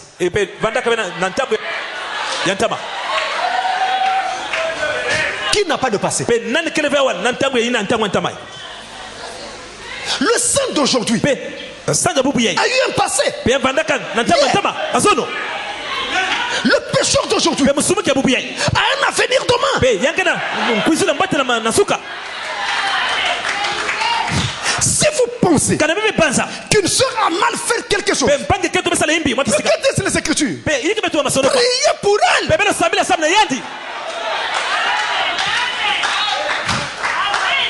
Et ensuite, comment savez-vous à quel niveau elle est avec Dieu dans cette affaire? Puisque c'est le pasteur qui gère ça. Il traite l'affaire. Il passe par des moments difficiles jusqu'à ce qu'il arrive au bout. Après il dit maintenant là c'est ok. Vous savez les derniers détails. Et c'est dans ce genre de choses là qu'on dit je vais bientôt quitter l'église. Mais quittez.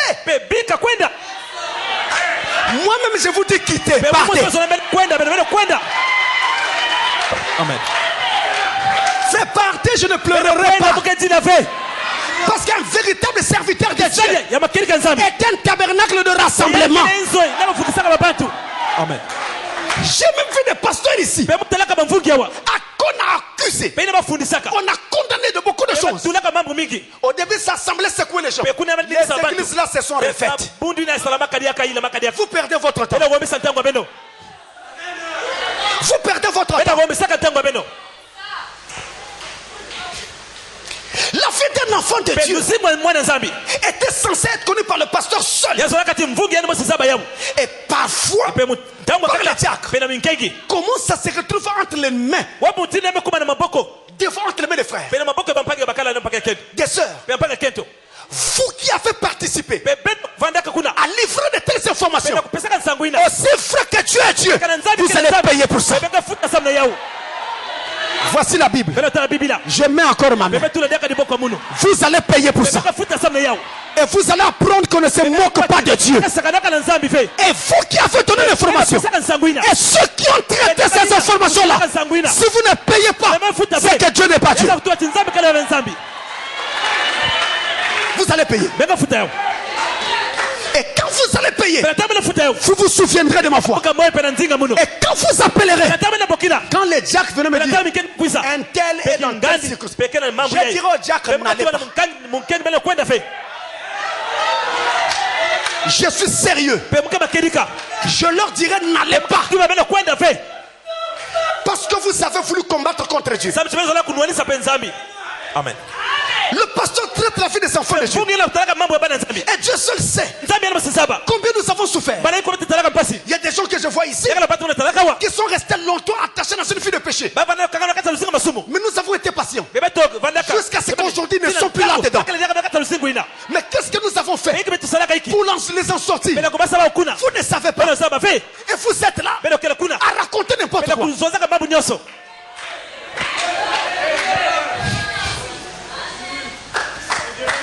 Et ce sont des esprits. Je vous l'ai dit dernièrement, je le redis. Ils crieront en enfer comme le mauvais riche. Ils ont reçu mandat de venir déstabiliser l'église en vous inculquant ces choses. Il a dit, comment vous voyez, il veut cacher quelque chose. Je n'ai rien à cacher. Déjà moi-même, quand je vais devant Dieu, je lui dis tout. Mais je vais cacher encore quoi? Amen. Et puis est-ce que devant Dieu vous pouvez cacher quelque chose?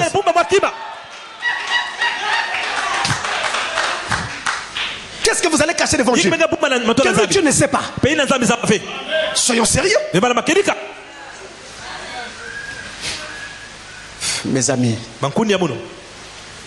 faisons attention. C'est des esprits. Frère Branham dit, je termine frère, excusez-moi. Je vais terminer dans la prédication. L'âge de l'église d'Éphèse, le paragraphe 143. Je suis en train de terminer. Paragraphe 143. Il dit, en d'autres termes, si vous avez un pasteur plein de Dieu, rempli du Saint-Esprit, et que vous essayez de le menacer du doigt, en disant, eh bien s'il dit quoi que ce soit sur nos robes de sueur, nos robes de cœur, s'il dit quoi que ce soit sur notre maquillage, nous l'excommunierons simplement. Ne vous en faites pas. Dieu le fera avant que vous ayez l'occasion de le faire. Ce pasteur ira prêcher aux pierres de la rue plutôt que de faire des compromis. Si vous avez un pasteur qui vous dit vraiment la vérité, vous devez honorer Dieu et rester dans l'esprit et adorer Dieu, vous rendant bien compte que sinon vous serez perdu. Frère, dans ce message,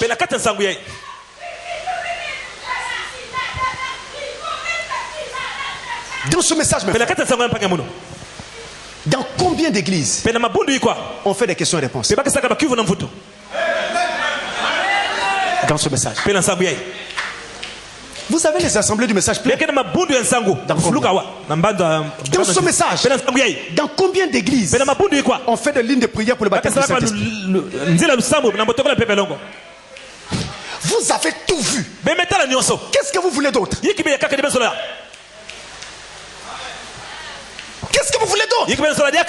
Nous avons prié pour le Saint-Esprit ici. Tous sont témoins. Comment les gens ici recevaient le Saint-Esprit? Et ce n'était pas la première fois. On l'a toujours fait dans ce tabernacle. N'est-ce pas? Dans ce tabernacle, nous avons organisé une conférence débat en 2007 où les gens sont venus nombreux posant des questions en live. Vous qui pensez qu'il reçoit d'abord ces questions pour les préparer, demandez à ceux qui étaient à la conférence débat. On les donnait là sur place. Mais posez la question, qu'est-ce qui s'est passé? Le dernier jour, jamais ces salles-là n'avaient reçu autant de gens. Depuis que les gens font des conférences, la climatisation ne tenait plus. On a arrêté la climatisation. On a ouvert portes, fenêtres partout. Il y avait des choses jusqu'au dehors. À la fin, un frère m'a dit, c'est frère Trésor Ndjembo. Il m'a croisé à la fin. Il m'embrasse.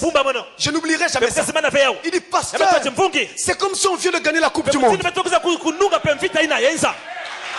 Amen. Et c'est à l'occasion de cette conférence-là que j'ai eu frère Roger le diacre. En ce temps-là, il était dans une dénomination. Mais quand il a suivi la conférence, il dit non, il n'y a plus d'autre chose, il n'y a rien d'autre à faire. Je dois partir. Amen. Mais là où il était, il prêchait là-bas.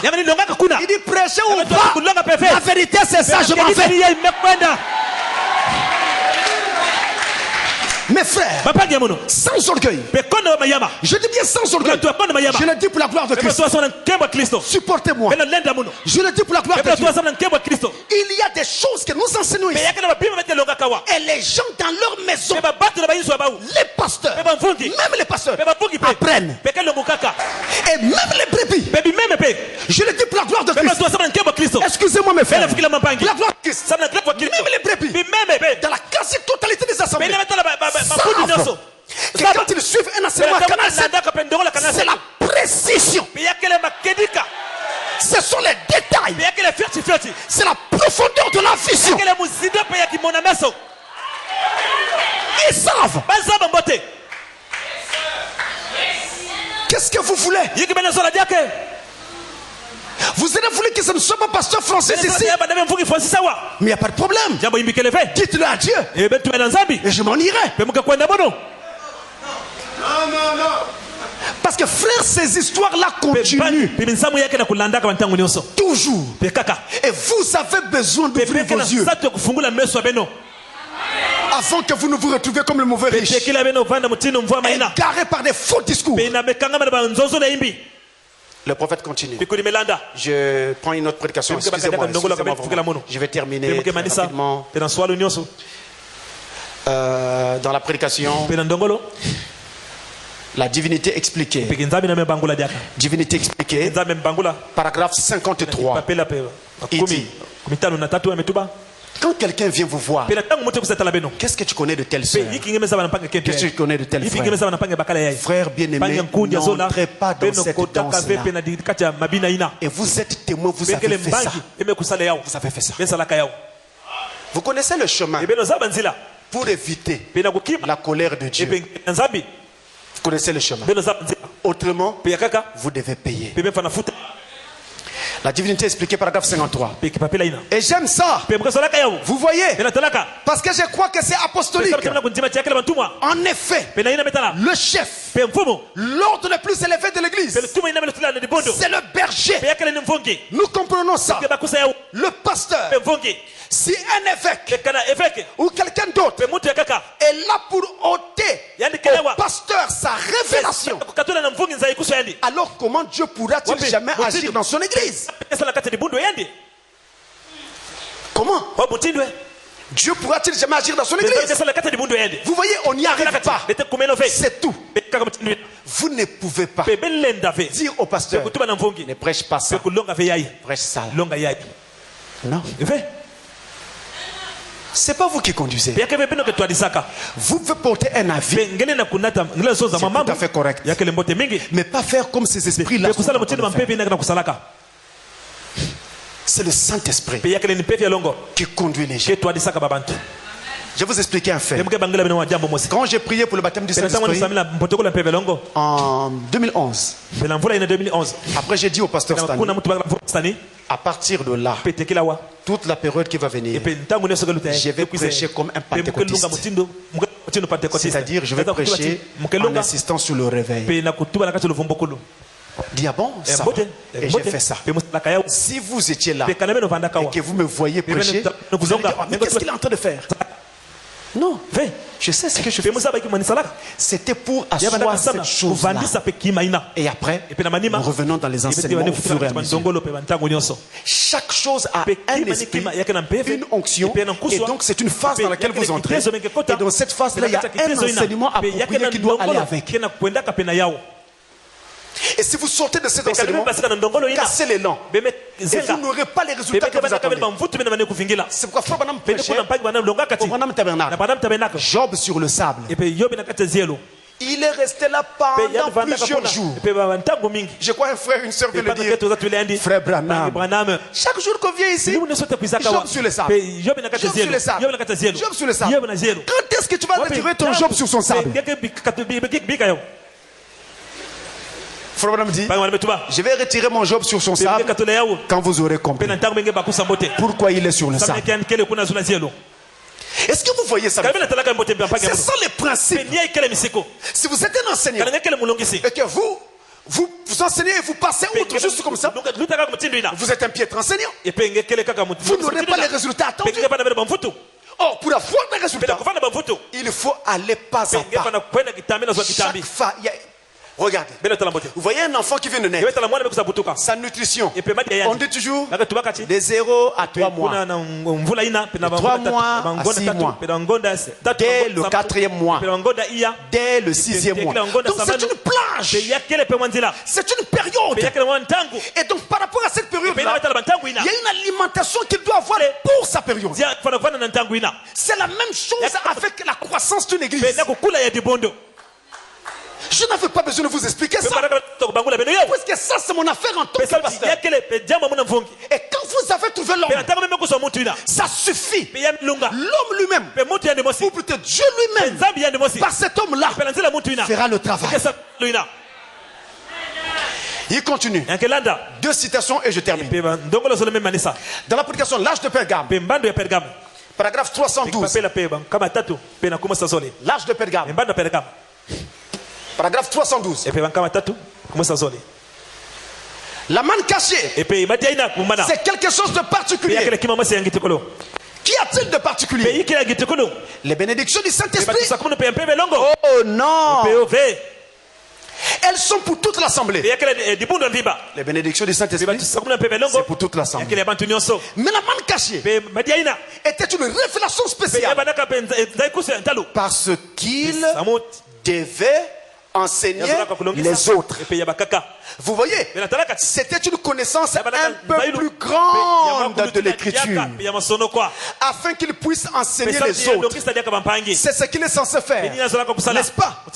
Votre vie spirituelle ne peut pas être plus haute que celle de votre pasteur.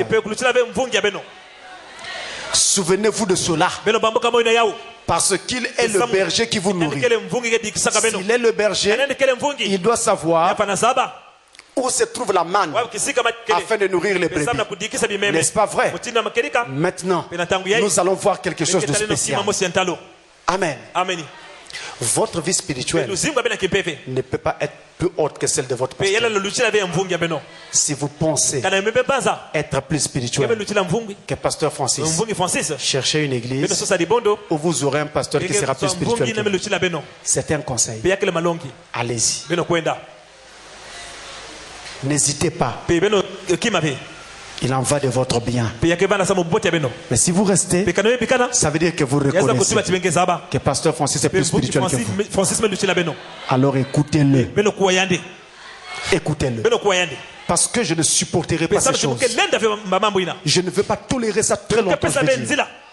C'est-à-dire qu'il viendra bien un moment où je vais dire le nom de tel, tel et je les jette dehors. Et vous vous serez déjà rappelé que je l'avais dit et enseigné. Et tout ce que nous faisons, c'est par amour. Je vous le dis sincèrement. Aider les gens à se ranger.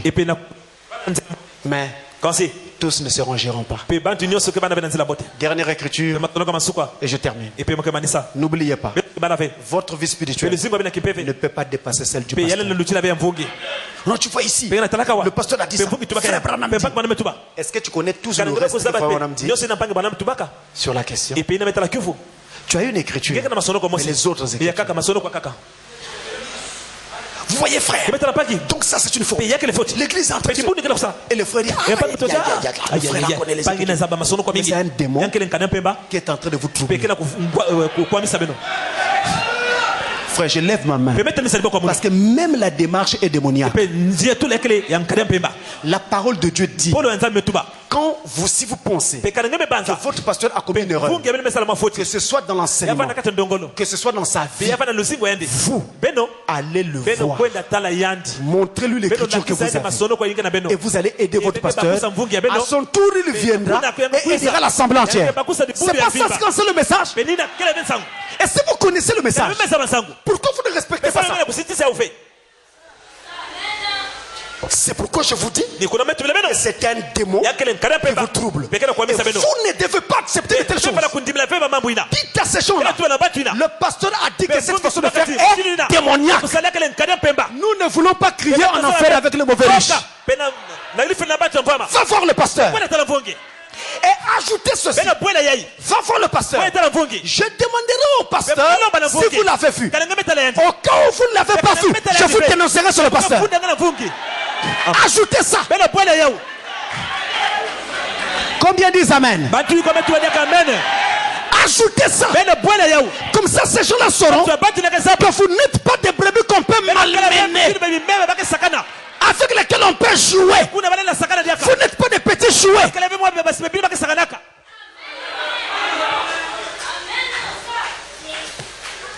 Dernière citation. Christ est le mystère de Dieu révélé. Écoutez ce conseil des frères. Christ est le mystère de Dieu révélé. Dans la prédication que j'ai, c'est le paragraphe 80. Dans votre brochure à vous, je ne sais pas ce sera quel paragraphe. C'est pas grave, vous regarderez là-bas. C'est presque au début, je crois. Il dit: aimez-vous les uns les autres par-dessus tout. Aimez-vous les uns les autres. Peu importe ce que le diable essaie de dire. Peu importe ce que le diable essaie de dire. Vous formez maintenant un bon groupe. Grand et merveilleux. Mais souvenez-vous de mon avertissement. Vous voyez, Satan ne le laissera pas demeurer ainsi. Non, monsieur. Il injectera tout. S'il doit y introduire quelqu'un pour atteindre son objectif, il fera entrer un critiqueur ou un incrédule. Lui donnera une place et le fera fraterniser avec vous dans la tranquillité et autres. Ensuite, il lui injectera quelques poisons qu'il commencera à répandre dans l'église. Ne prenez pas part à cela. N'ayez rien à faire avec rien d'autre. Restez simplement affectueux, doux et aimables les uns envers les autres. Vous avez entendu? Ne prenez pas part à cela. Priez pour que cet homme soit aussi sauvé. Ou cette femme, qui que ce soit.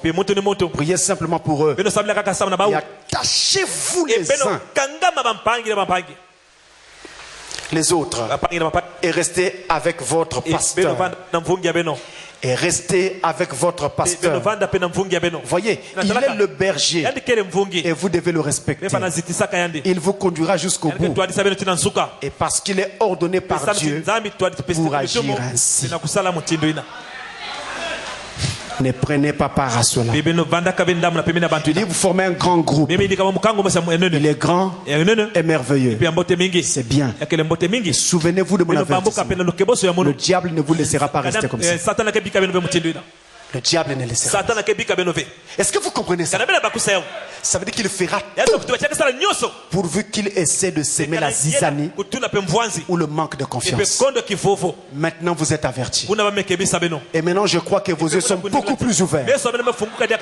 Et maintenant je crois que si vous suivez l'ordre de ce que Dieu a fait avec l'homme qu'il vous donne, vous trouverez certainement le chemin qui mène vers la gloire.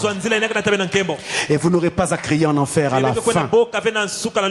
Ils ont Moïse. Moïse et les autres qu'il les écoute. Vous aussi, vous n'avez peut-être pas Moïse, mais vous avez maintenant les autres. Vous devez les écouter. Et si vous avez trouvé cet homme, alors restez attachés. Allez de l'avant et vous n'aurez pas à crier en enfer. Que Dieu bénisse chacun de vous richement.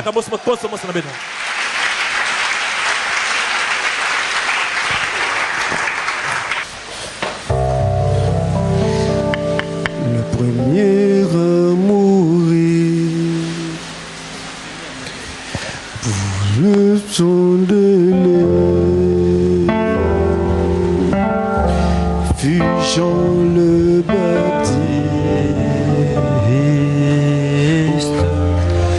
mais il mourut en homme, puis le Seigneur Jésus,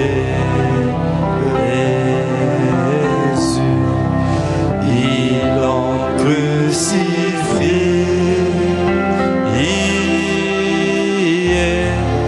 il prêcha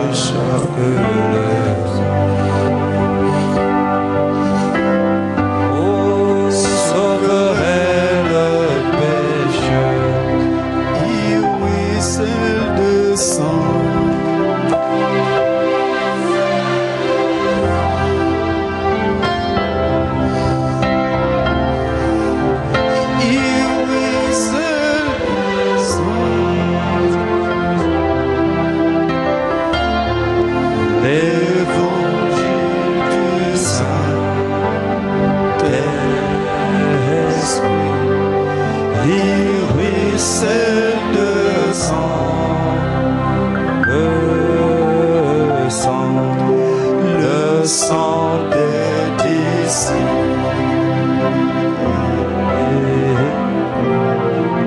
mort pour la vérité,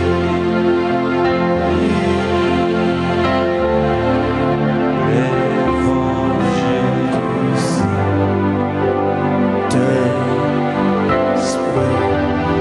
il ruisselle de sang.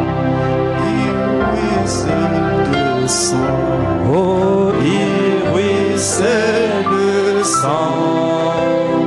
Oh oui, mes frères, il ruisselle de sang.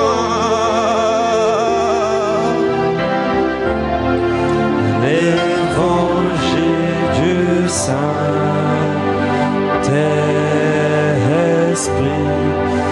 il ruisselle de sang.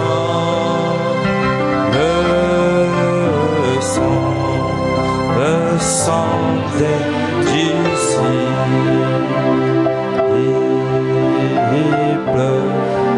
mort pour la vérité, et l'évangile du Saint-Esprit,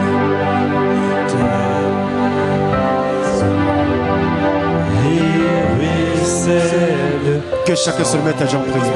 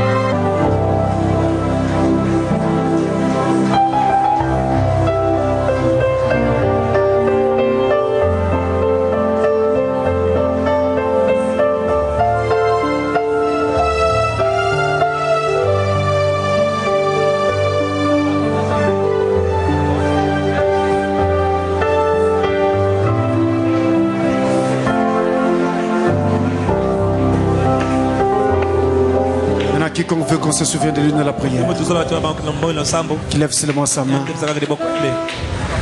D'une façon ou d'une autre, le Saint-Esprit a traité avec nos âmes tout au long de cet enseignement. Nous ne voulons pas crier en enfer. Nous voulons gagner le ciel. Et pour ce faire, il nous faut écouter les appels et les avertissements du Saint-Esprit. Lève seulement nos mains pendant que nous allons prier.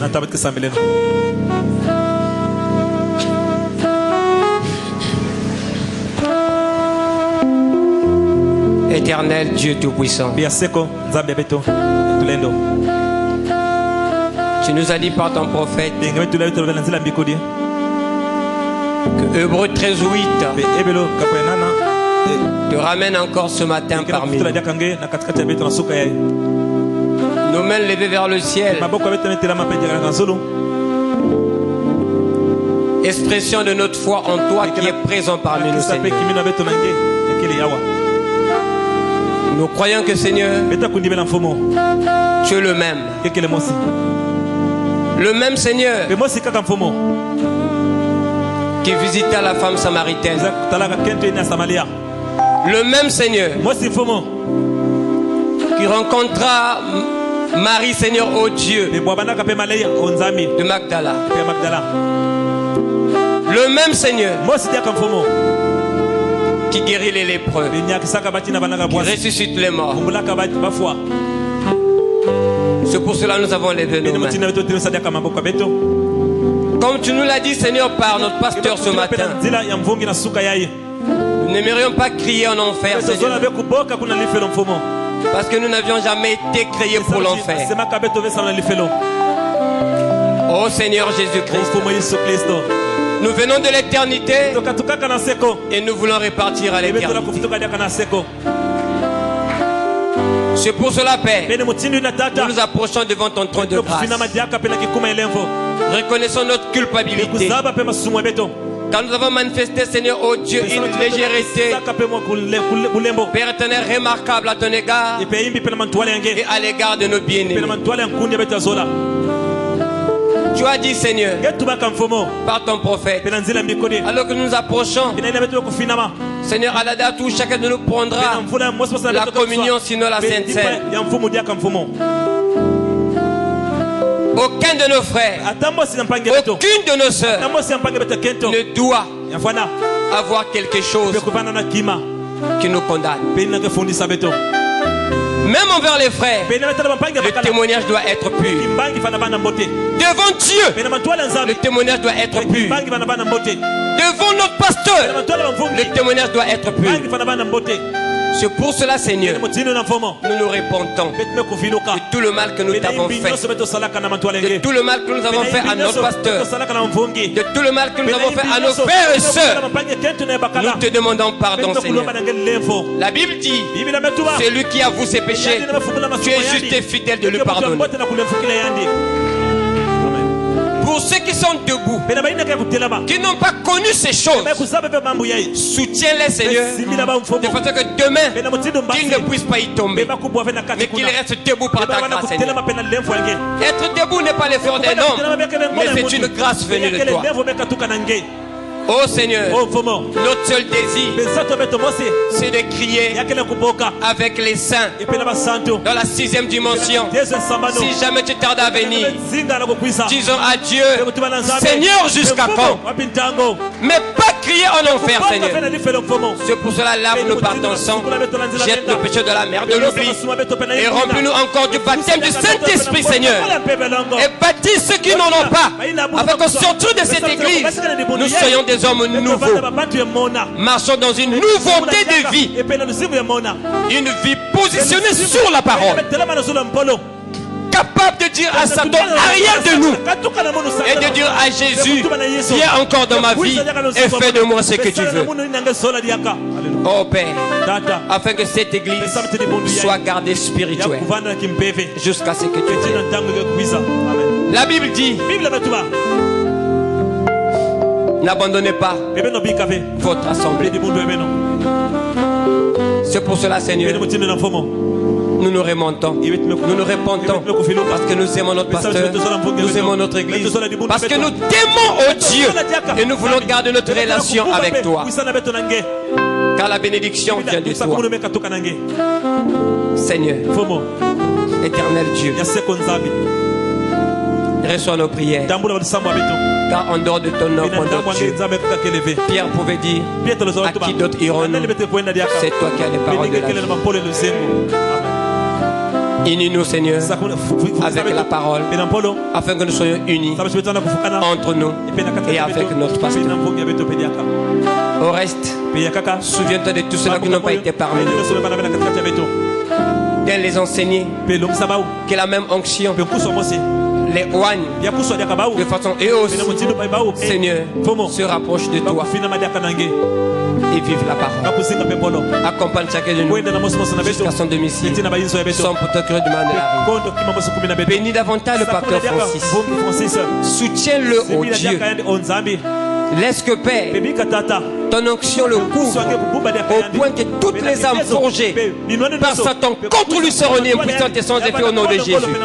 Et qu'il continue à annoncer cet évangile avec force et courage, Seigneur, avec beaucoup d'inspiration, afin que ton peuple continue à être béni.